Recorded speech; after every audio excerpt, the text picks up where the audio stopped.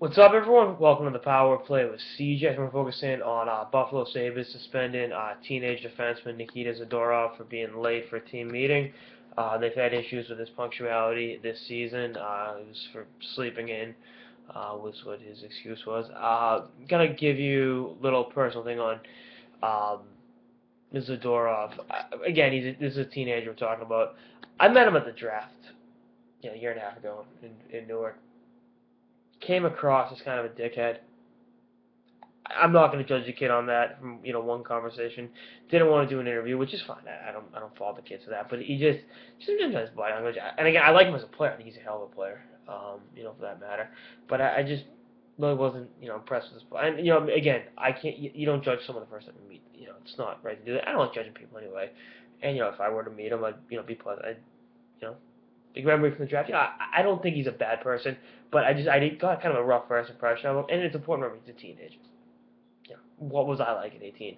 I was probably the world's biggest ass. Actually, I was the world's biggest asshole at age 18. Not much has changed, but you can't try to draft it. I think that the Sabres have to be, um, you know, stern with them, but also, keep in mind these mistakes are going to happen.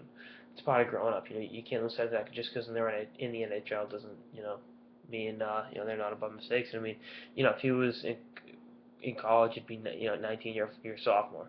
I overslept one or two classes, one or two times in this class during my sophomore year of college. So I can't fault the kid too hard for that. So again, I don't like it. It's not a great look, especially with Buffalo being so awful. To have your young potential star players online sleeping in it and not being there on time, but.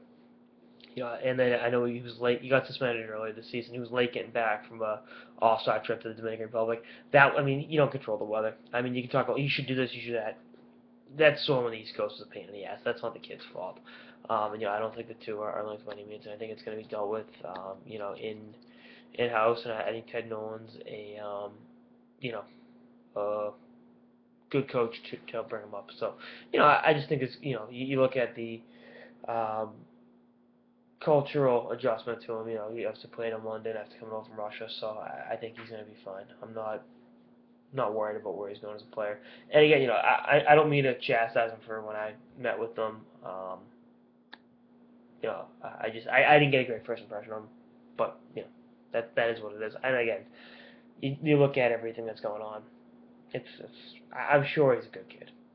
You know what? And when I've heard of him, he's not. He's a good teammate, and but I know one of the hockey sites was saying, Buffalo's interested in Ryan O'Reilly, and this could be a move for him. The same hockey sites in Mikhail Grigorenko would be a fit in Colorado as part of a trade.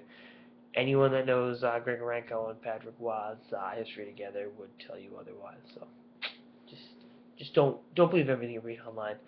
Anyway, that's our episode of the Power Play with CJ and Nikita Zadorov sleeping in. Stay tuned for episodes at the season and beyond. Later, guys.